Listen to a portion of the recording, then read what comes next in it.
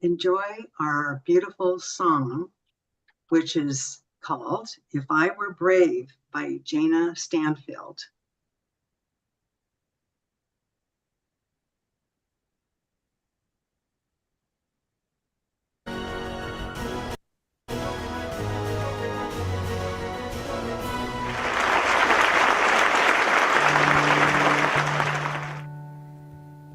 It takes courage to create. Courage comes from the French word courage, which means heart and spirit. It takes heart and spirit to create, to innovate, to relate, and collaborate. My goal in writing songs is to help restore our collective courage.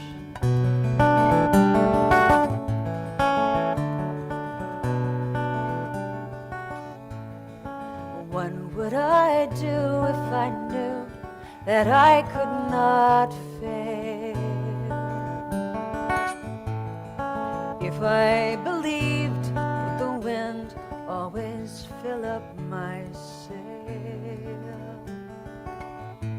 How far would I go? What could I achieve? Trusting the hero in me.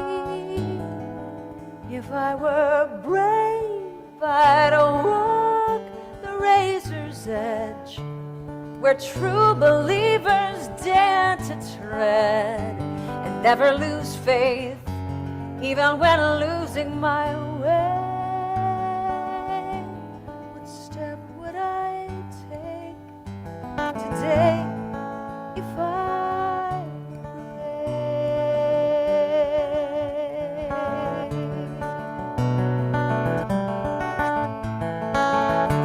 What would I do today if I were brave? What would I do today if I were brave? What would I do today if I were brave? What would I do today if I were brave?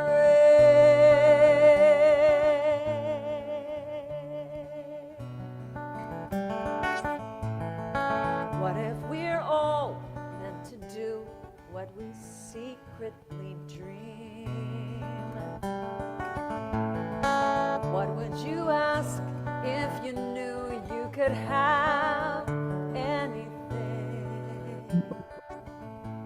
Like the mighty oak sleeps in the heart of a seed, are there miracles in you and me? If I were brave, I'd walk the razor's edge, where true believers dare to tread, and I'd never lose faith, even when losing my way. What step would I take today if I were brave?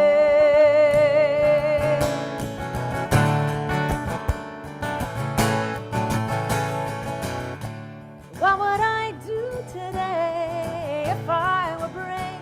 What would I do today if I were brave? What would I do today if I were brave? What would I do today if I were brave? If I refuse to listen to the voice of fear, would the voice of courage whisper in my ear?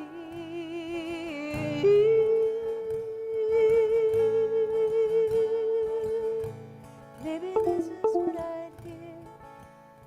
I am brave enough to move ahead, where true believers dare to tread, and never lose faith, even when losing my way. What step will I take today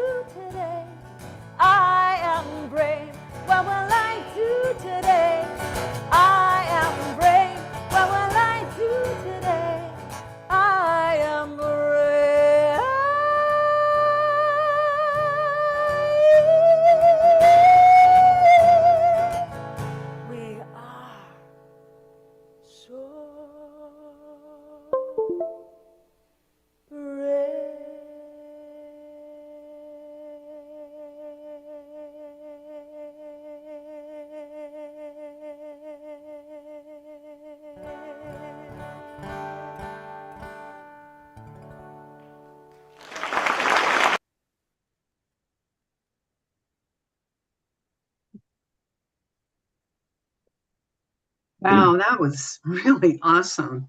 Can you imagine us leaving our houses every morning thinking about how brave we are I and love what that. might come in our path that we need to even step it up a little more? Mhm. You know, like having a part this morning in this service. It's kind of brave if you're really shy. So, but we are going to show our full selves here. And I already told you that I'm the moderator for today. And we welcome everyone here with us this morning, including our Facebook and YouTube love streamers. It matters not what spiritual path or tradition that you follow or what communities of culture you are a part of. You are welcome here.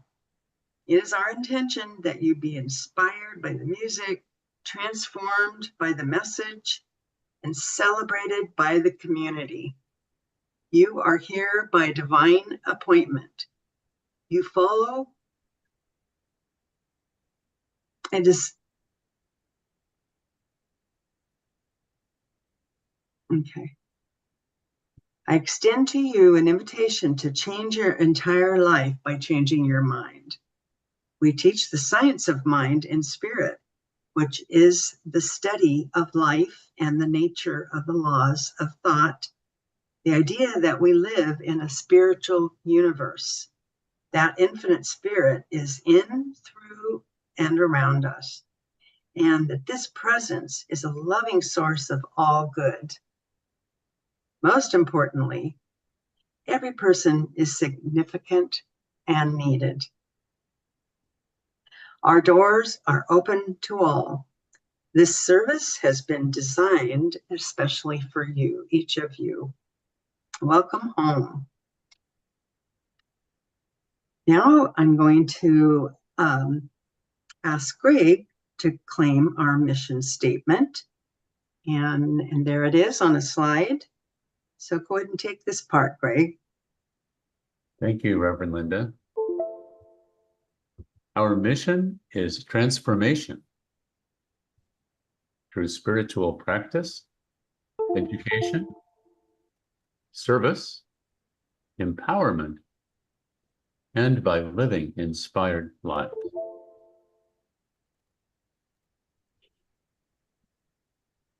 Yes, thank you. Joining me in the service today, just about skipped one of the songs, and we definitely don't want to do that. Our music number 2 is Sometimes Good Enough is Good Enough by Harold Payne.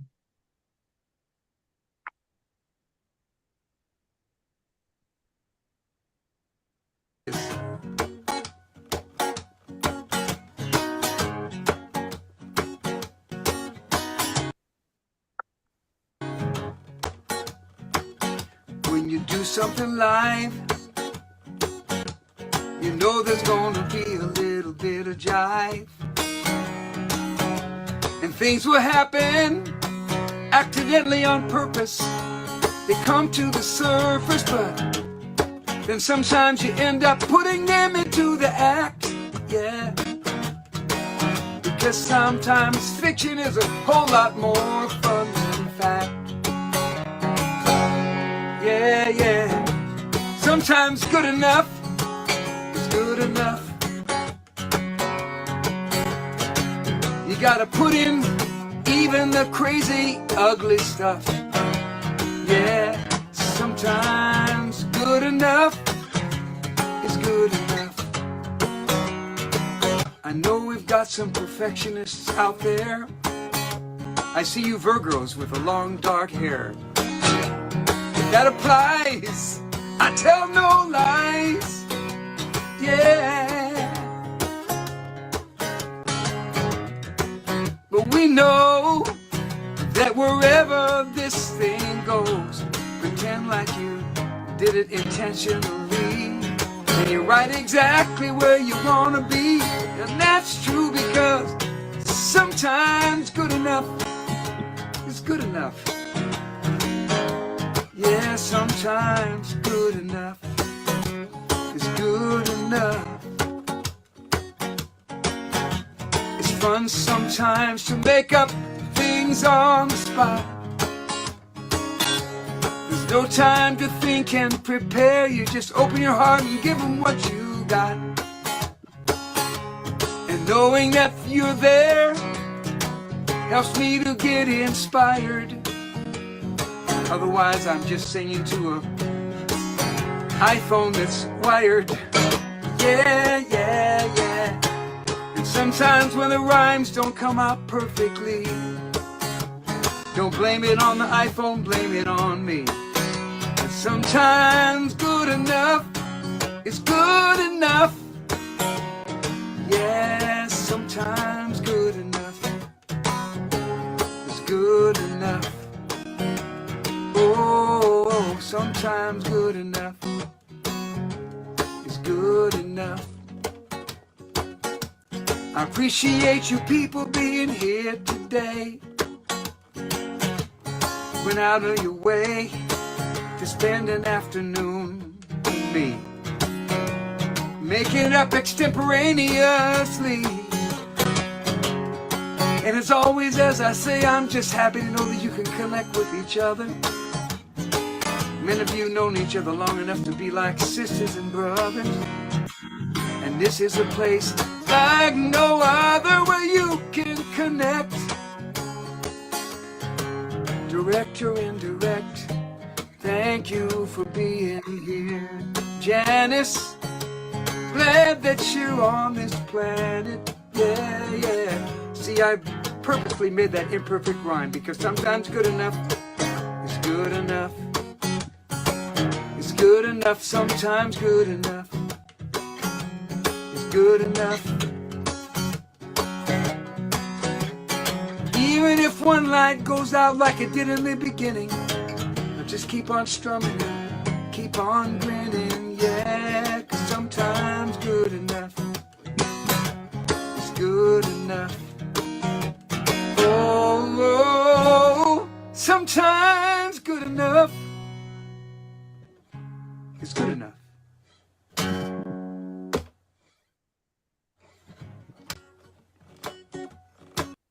A fun message that was. I listened to that probably 5 times in preparing for today, and each time there's a different piece, and I feel like we are all definitely good enough, and that we take each moment and make it our best, our good enough and best moment for that day. So thank you for that music, and he thanked us for being here, so it's all good. Enough. And joining me in service today are inspirational speakers is Reverend Alan David Young, practitioner Greg Hargrove, and tech host is Joe Beckner, and all of the musicians are recorded spiritual music. So following this service, you are invited to join our online fellowship hangout. It's kind of called the after party. And we get to have our coffee and sit and chat after about a 10-minute break. So that's always fun. Today's Father's Day though, so I know you may have other things to go to. And here's a little instruction about the hangout. It's the same link. And so you can log off and you can come back in just like it's your first time. And there'll be 1-minute miracles with practitioner, which is Greg, and anybody else who is there and willing to do that. It will be there for you.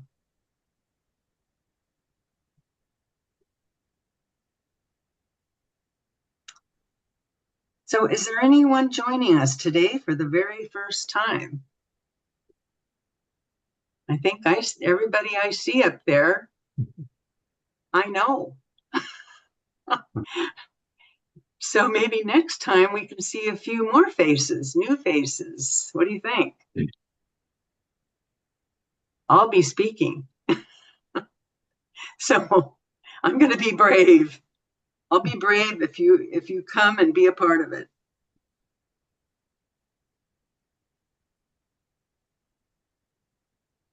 So it is time to introduce our speaker. I'm going to tell you a little bit about him.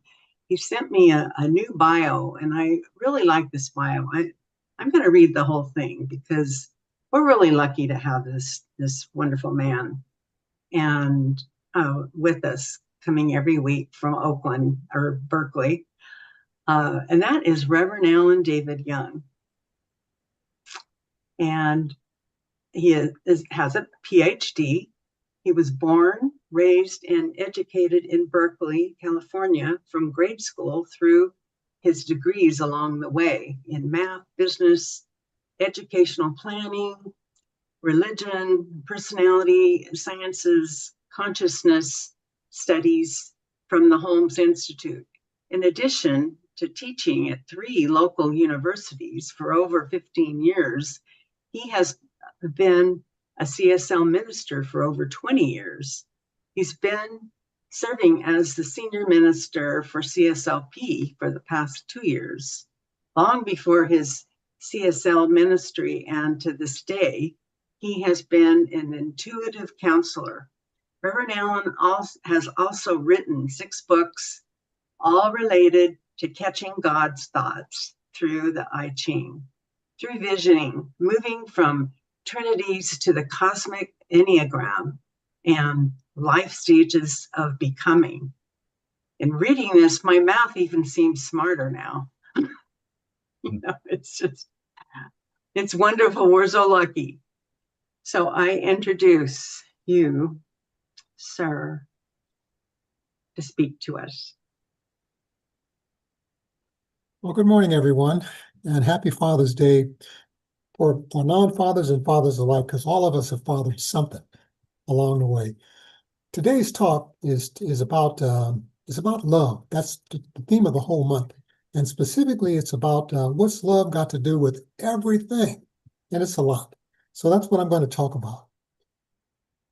I want to begin this talk by talking about something we all know something about, and that is the Bible.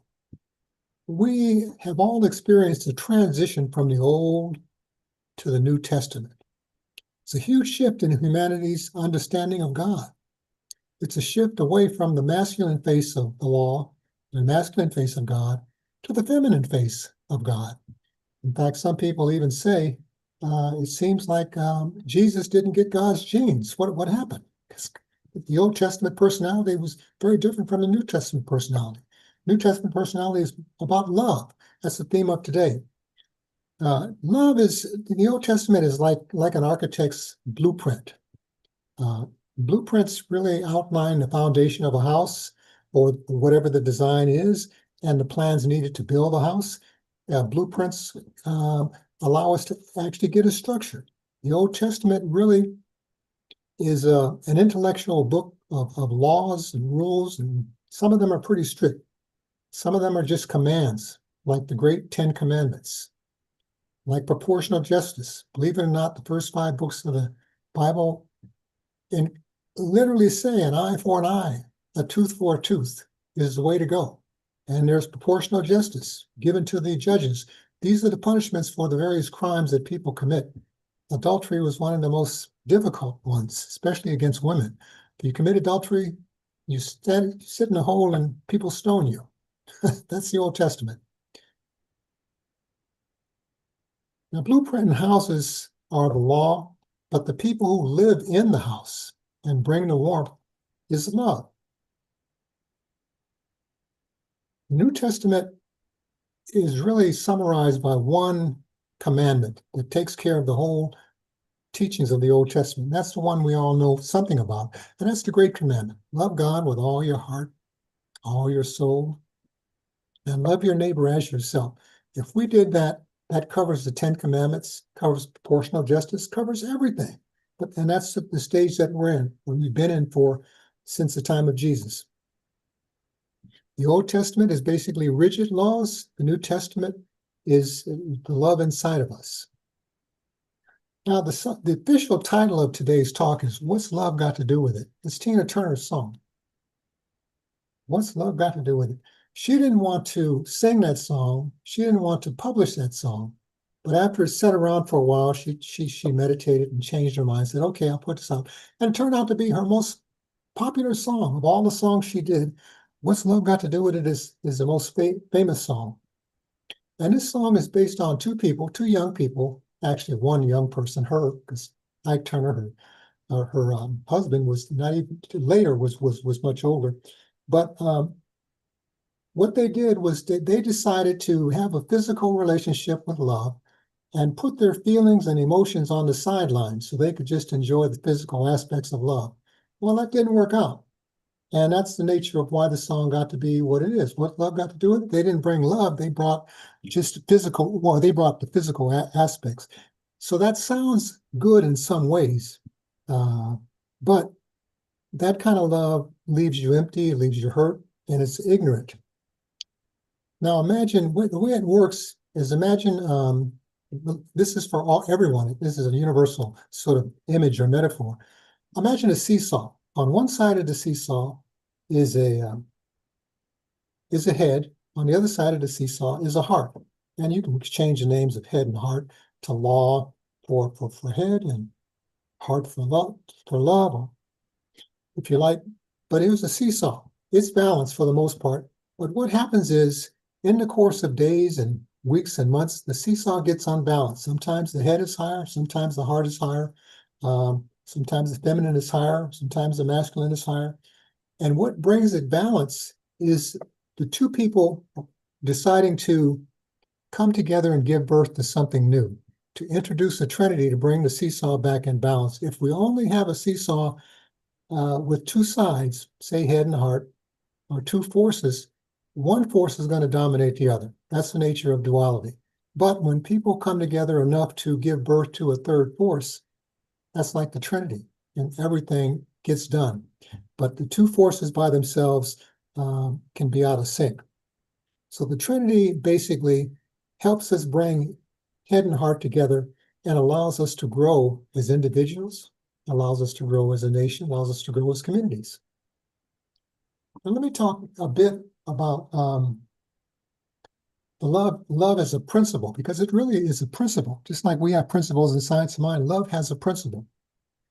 It's not an emotion, it's a principle. Principles don't change. They're absolute truths put into action despite situations. Love is an unlimited principle, a principle of allowing things to occur and allowing and accepting things in an absolute way. Love is non-judgmental. Communicating and listening to others is a big part of love. Expressing your thoughts honestly and clearly is a big part of love. And it turns out that there's many different types of love, as it turns out. I'm going to talk about the two extremes and a couple of the ones in the middle. One extreme is one we heard about just a minute ago, and that's what's love got to do with it? Physical love. Eros, as it's called.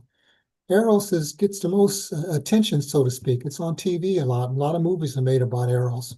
But we need the other types of love to have a complete life. We can't just go with physical love and attention, how things look. Now, at the other extreme, we have agape love. That's the highest form of love, self-love, unconditional love, unconditional compassion toward others. And it's everything. When you answer the question, what's love got to do with it? Everything. It's got all those things. Now, in the middle of agape, which is the highest love, and eros, which is, I don't want to say the lowest love, but that's basically what it is. It's the beginning of what young people sometimes fall into, thinking that that's the real deal. And I'll put my emotions and feelings to the side, and no, that's not the way to go. Anyway, we have philia love, which is friendship. And so what happens with that? That's a form of love. Usually if people are in a physical love relationship or any kind of relationship that breaks up, the first people they turn to is kind of friends that they kind of know a little bit about and share their sorrows, and friends help pick them up. Then when they really are down, they can turn to family, which is even more important than friends. It's a foundational love. It's historical love. And if they really grow, eventually they get to agape. But agape is the highest form of love. So that just all that's just to say there's different kinds of love, so to speak. Turns out, and we all know this, but it helped me in times ago, because when I first started learning about love and law, I didn't quite know how to distinguish between the two and what they meant. But after some study, it became clearer and clearer. But basically what I want to say is that there are some universal names for love and law that can help us understand the dynamic that's there. Head and heart is really a popular way of understanding love and law. Head is like the law. Everything that comes out of our heart comes through our head, so to speak, comes through our words. And if we don't have good thinking, it reflects on a heart that's not really as loving as it could be. So the heart is the higher self, basically, and the head is the thinking self, the ego. The sun and the earth is another way of thinking about love and law. The sun is like love. It's always giving. It's unconditional. It's shining light. It's trying to brighten things up. Earth is the law. That's where we live. We're stuck with it. We're not going anyplace until we die. But as long as we're kicking around on the earth, we have this thing that keeps us grounded and keeps us on it. All life is there. So sun is like love, and earth is like the law. The Book of Changes has an interesting combination of those two that's kind of escapes us on the surface. And what they call it is breakthrough is love and temptation is law. It's an unusual way of thinking about it. Every time we have a breakthrough in life, so to speak, it's a loving situation. And when we're tempted to do something that's wrong, or we do something that's wrong, and because of temptation, that's a law situation. And one more I'll just throw in. There's actually many, many more. We have intuition. We have the four clairs, and actually other clairs, the four popular clairs of intuition. And we have physical senses, the physical senses of touch, taste, sight, sound, hearing. Those are more like the law. All those come through the law. They come through the physical body. But the intuitive senses, we have to go within to get those. That's where the love comes from, so to speak, non-judgmental, when you close your eyes and come up with something. But physical senses often come with a certain amount of judgments. And we need those judgments to get through life, but we want to have a balanced seesaw, so to speak. Now, love, sometimes we have to look for it. Sometimes it comes to us, or we think we have to look for it. To find love, we need to look deeply at who we're interested in, and we have to look deeply at ourselves, both sides. We need to look away from differences and toward warmth and connection and unity. Love alone reveals love, and hate hides the warmth, and hate hides love. We should, in the process of learning to love, one of the things we need to do is to learn to honor each person where they're at, and know that each person is the face of God. It sounds easy to know, but it's difficult in practice. Some faces you look at and they're frowning, they look down, they're ugly, they're not cleaned up. And some faces it's hard to love, to look at that as a face of love and to smile and say, I love you, and you really don't. So to be honest, it's a unique expression of God. Every single face, no matter how old it is, how young it is, how scarred up it is, it's all a face of God. And it's not easy to love, but that's a practice, little by little. It's a conscious choice to honor our differences and embrace deep spiritual connections that we actually have, but we have to sometimes go within to find those connections. That's sort of called radical transformation, if we can do it. Honoring differences disarms hate, and it allows love to become an active agent of change when we can do that. Now, I mentioned there are different kinds of loves. And this is something that's not really talked about so much in the modern age, but once you hear it, it's very much there. And that is, we talk about true love. What is true love? True love is love that comes from our authentic self, love that comes from what we really, really want to do, what we really want to be doing, where we want to be going, who we want to be with. And the ancient Greeks, specifically Socrates and Plato, had 5 things that need to be satisfied, 5 conditions that needed to be satisfied to be called true love. And it applies to everything. It was done years and years ago, back in, geez, almost 5,000 years ago, maybe not that long ago, quite a while ago. And the first thing they said that you have to have for it to be true love is there has to be attraction. That thing that you're interested in has to be beautiful to you and attractive to you. Now, it doesn't have to be a person. It could be a physical person, but it could also be an idea. It could be a subject. It could be what you really want to do with your life. And that's a famous question. What do you really want to do? Because if you're doing what you really want to do, you're going to be happy. You're going to be in love, whether it's an individual you want to be with, whether it's an idea or a subject you want to study. If it's really attractive to you and it's beautiful to you, that's one condition. You're not going to love something that's ugly, something that's not attractive. Now, second condition is you want to be with that so bad, and you love it so much that you want to be with it forever. You want to dedicate your life to it. That could be a person, it could be an idea or subject.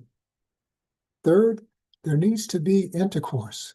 Now, intercourse doesn't have to be physical. It could be a exchange of ideas, a new subject that you're learning, a new philosophy.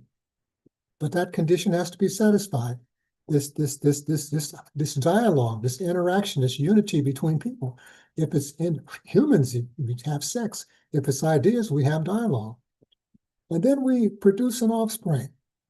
That's a condition. What does an offspring mean? It could be birth of a child, but it's also birth of some new ideas. If to produce an offspring, it means you're learning a new subject, you're learning a new way, but you're learning to extend and expand and grow that new way. So the ideas, if it's an idea or if it's a thing, you're into it enough, you love it enough, that's what your life is dedicated to, that you begin to expand it and grow it. And the final stage is you need to raise the offspring to maturity. Wow, what does that mean? Well, if you have a child, you can't abandon it till it's ready to leave the house. 18 is probably the earliest age in most cases, but some kids stick around to the 20 or 30. So the idea of what you really want is the nature of what Plato and Socrates is saying. That's what you really love, is what you really want to do and dedicate your life to. And the idea of raising an offspring to maturity is the same with an idea. It's an individual. We need to nurture them till they're able to move on. And if it's an idea, we work with that idea until we can produce new ideas till they're mature. And we've really mastered the subject. It's not good enough to just go to school and learn everything and then forget what you learn and go about your life. Do something with what you learn. Okay, moving along. I got a few subjects to explain. We have an inherited wisdom of love around us that we can access at any time. And that inherited wisdom of love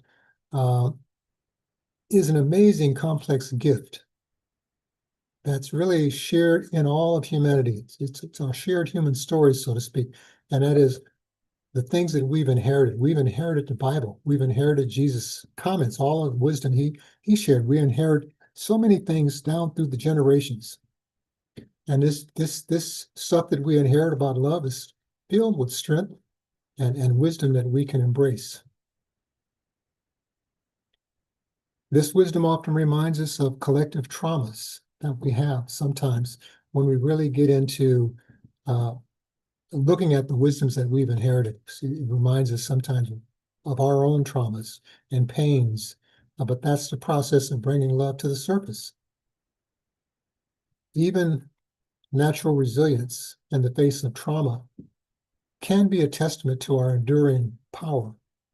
You know, last week, Maureen, our speaker, made some comments, really well done talk about white blood cells and they're loving cells, but they operate in a totally different way. The sun is loving, but it only hits the skin and kind of filters in through vitamin D. But these white blood cells, they're loving in a militaristic way. They go to where the wound is. They block off the additional wounds from coming. They block off the bad cells. They block off toxins, and they go and directly heal things. But their approach is kind of an aggressive, almost masculine approach to love, but it's loving because they're trying to save our life. So all that's to say that love comes in different forms, so to speak. But that was an excellent talk, and it's just talking about love in a slightly different way, but love is love.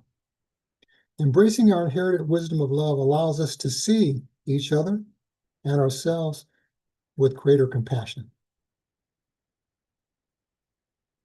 Now, this thing of temptation and breakthroughs, let me just say a little bit about that, because that's a pretty new subject. We don't usually think about love that way.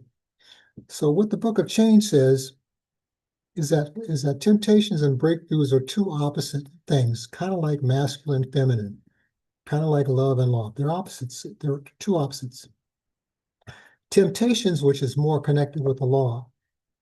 Temptations come about when we desire, when our life is led by the things that we see, the appearances, pleasures, things that we're tempted to do. Oh, I like this, this, and this. That we don't really go within. We just see it looks beautiful. That's a temptation. Well, that's what that's the law side of things. When the foundation of love is superficial, as in the case of Ike and Tina Turner, it's a temptation situation. It's a temptation type love. And that kind of love is controlling, demanding, and low on feelings.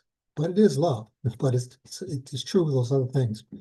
When it comes to through a breakthrough, breakthroughs occur when we're aligned with spiritual practices. That's what the Book of Changes says. Negative blocks are forced out, and love becomes reality. We don't have to force love. We don't have to fake joy. But because breakthroughs happen automatically in most cases, they begin to slowly, or not so slowly, become the face of our world, or certainly our personal world.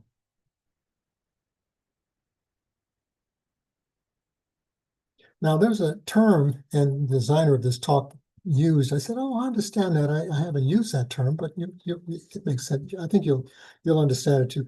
It's called the glowing face of love, the glowing faces of love." And this happens. This is a term I hadn't heard before.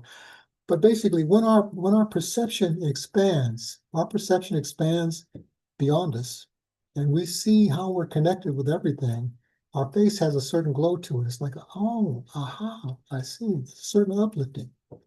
When we understand that our wellness is linked to the wellness of others on the planet, sometimes there's a aha, and our face has a certain glow about it because we learned something brand new. When there's a big shift in how we experience reality, the face of love is present, and it glows for a moment. The face of love is present when our shared experience and existence of love connections guides us to more compassionate places and times. Now I'm getting close to the end, but I do have a little bit more to say, so bear with me. Love's greatest benefit, I think, is what is the greatest benefit of the head? I'll put this one. Love's greatest benefit is this thing right here. That's the greatest benefit of love. Why? Because when we love, we think better. We think more honestly. We think more broadly when we love. Every heart responds to the warmth of love, and every mind wants to embrace loving thoughts. They would like to. Sometimes they can't help themselves, and they don't do it. Love is the fulfillment of the law of good, so to speak. No life is complete without love. No one can heal the world or cause people to live together in unity and peace without basically words to communicate. Without the love comes through the heart, but it comes out of the head and how we communicate. Regardless of the situation, the conditions or persons we're inclined to dislike or hate, we should resist those kind of inclinations. I want to summarize this a book written by, this is my last point. It's related to the talk, but it's a book written by Howard Thurman called With Head and Heart. That was basically his autobiography. And when I first saw his head and heart, I said, oh, that's love and law, but he's called it head and heart. And here's his summary, what he says. And within the book, there's a book within the book that you'll hear about just a second. He addresses the concept of love as a unique binding force that's required to overcome social hostility and to bridge deep human divisions and to sustain social justice movements. He views love as an absolute necessity for survival and human unification. He wrote a book that's kind of a small book, but very powerful. And it had probably the greatest influence on Martin Luther King of all of the books that he read. That's a speculation. I say that because Martin Luther King was known to carry that book wherever he went. And it's a book called Jesus and the Disinherited. In that little book, he writes about how Black Americans, the plight of Black Americans, the time he wrote that, is very much like the Jews in Jesus' time. Here he was, they were disinherited, they had nothing to work with, and here comes along a wise teacher, which Martin Luther King adopted that as himself. He didn't call himself Jesus, but that was sort of the analogy, and he picked up so many comments from that, and it really influenced his life. And Howard Thurman was actually, he knew Martin Luther King, but he was good friends with Martin Luther King's father. And Martin Luther King's father said, this man you got to listen to. And that helped him with his whole focus. And it turns out that Howard Thurman's focus within mysticism was mysticism and social change. So he had a pretty good handle on it, but wasn't like a Martin Luther King leading marches and stuff like that. But a lot of Martin Luther King's inspiration came from Jesus and the Disinherited. Powerful book. Now, Thurman says love is the mechanism that bridges the gap between head and heart, between intellect and strategy. And it helps us to get away from justifications from the head. He says love is the cure to heal oppression and hostility. And he says something that I said, oh, that's a pretty powerful statement. He says love is a shield against the three hounds of hell. It's the three hounds of hell. Yeah, he says the three hounds of hell. What are they? Fear is one of the hounds. Hypocrisy is another hound. And hatred is the third hound. Now with that, I'm going to conclude my talk. And I'd like to invite you to go within for a moment. So put your attention on that quiet place. And simply know that we're in the presence of the One at all times. Oh, great Spirit, earth, sky, sun, and sea. You're inside each of us and around each of us at all times. And we're so grateful. Thank you for this summer day, Father, Mother, God. Thank you for Father's Day itself and for the first day of summer, which is today, the longest day of the year. Thanks for CSLP. Thanks for the truth that we teach here and the truth that is taught everywhere. Thank you, thank you, thank you. Thank you for this holy ground upon which we sit and stand. Thank you for the prayers that we're asking to be answered, for we know they're heard by you and they're answered by you. And again, thank you for all things, great and small. Thank you for simply being here with ourselves and with everyone on the planet. Thank you, thank you, thank you. Thank you for allowing me to present these words and for allowing us to hear these words and to record these words, for their words of praise for the One. And with that, I simply allow these words to rest, knowing that all is well, and so it is. Amen.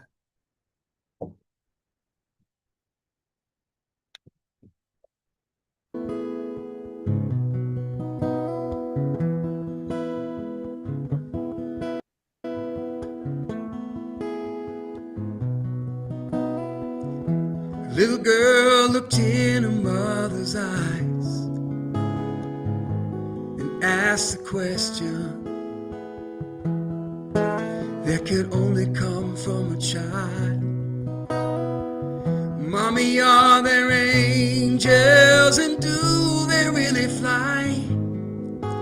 Will I know one when I see one?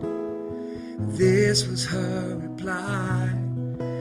Oh, angels don't always wear wings. They live inside your hopes and prayers and dance around your dreams. They echo from the silence of quiet acts of kindness. Oh, angels don't always wear wings.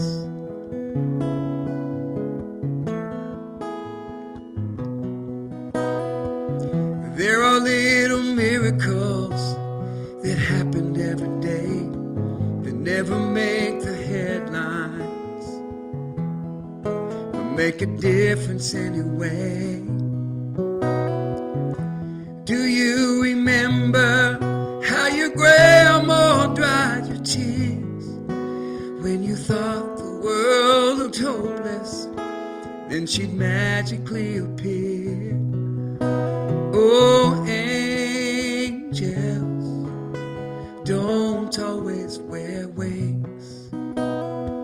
They live inside your hopes and prayers and dance around your dreams. They echo from the silence of quiet acts of kindness. Oh, angels don't always wear wings. There are moments in our lives when we may not realize that we're in the presence of God's messenger of love. Oh, angels don't always wear wings. They live inside your hopes and prayer and dance around your dreams.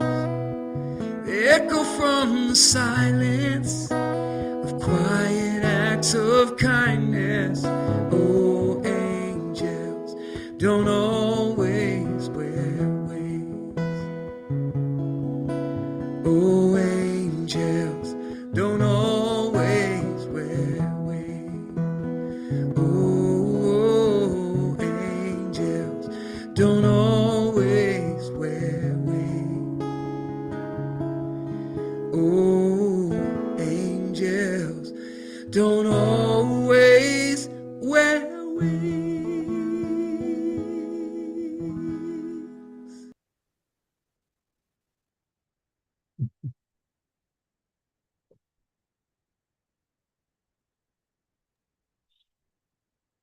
Oh, thank you so much for your talk and lesson, Reverend Allen, and for that song that just kind of wrapped it all up.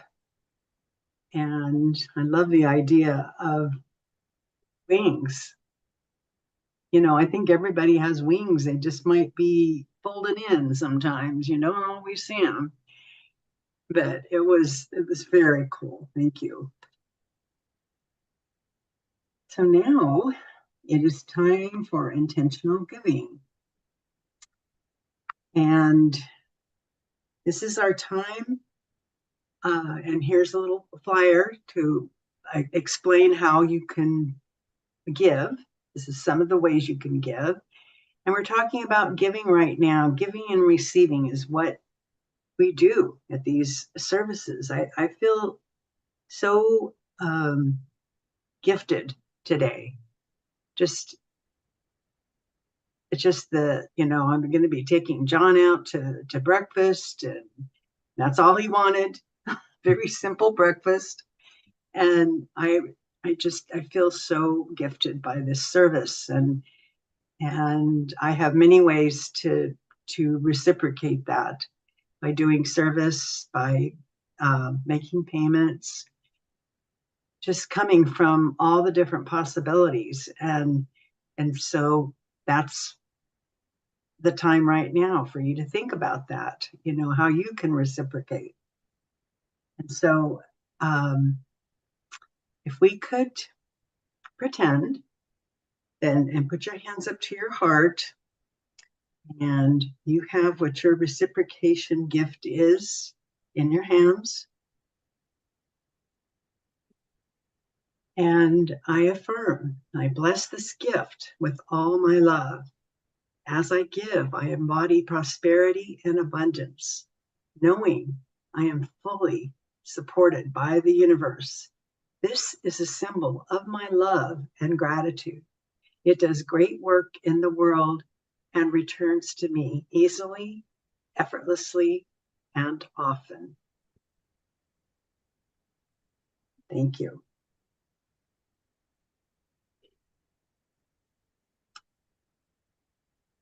And at this time, I invite Reverend Alan Young to do the blessing of tithes and offerings, as well as how to send prayer requests.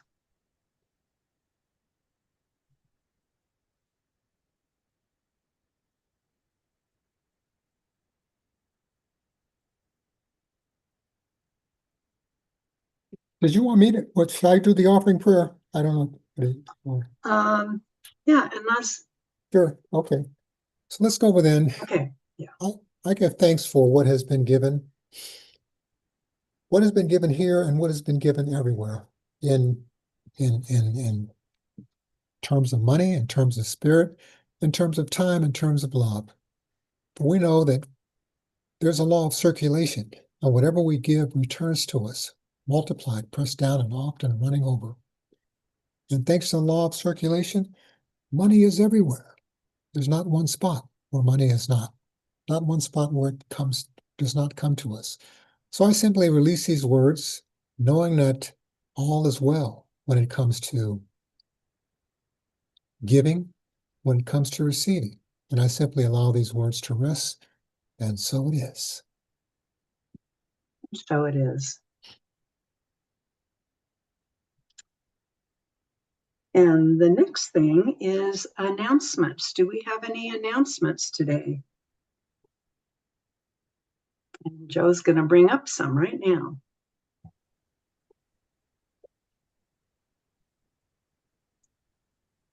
So I can speak to this one. This is alive in real blood and guts. We're going to be there at Hobie's. That'll be next Sunday, the 28th. And I will be speaking. And it's our normal time, meditation at 9:45. We always share breakfast afterwards, and people don't want to leave.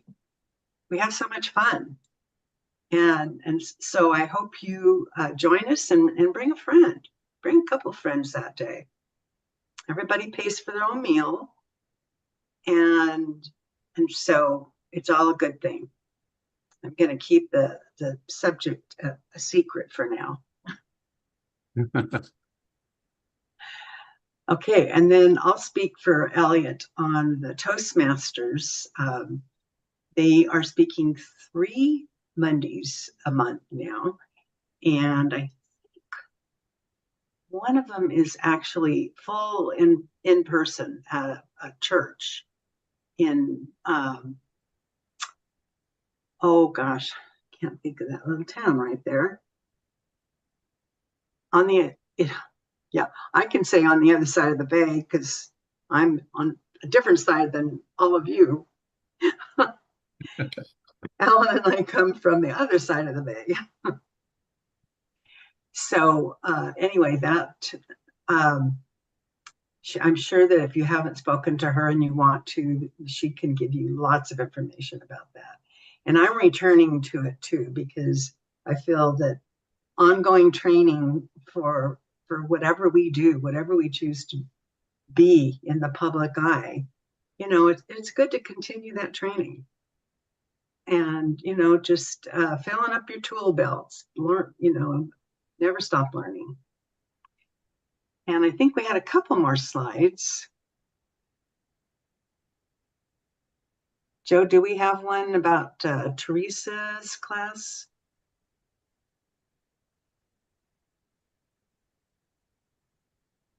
Did we?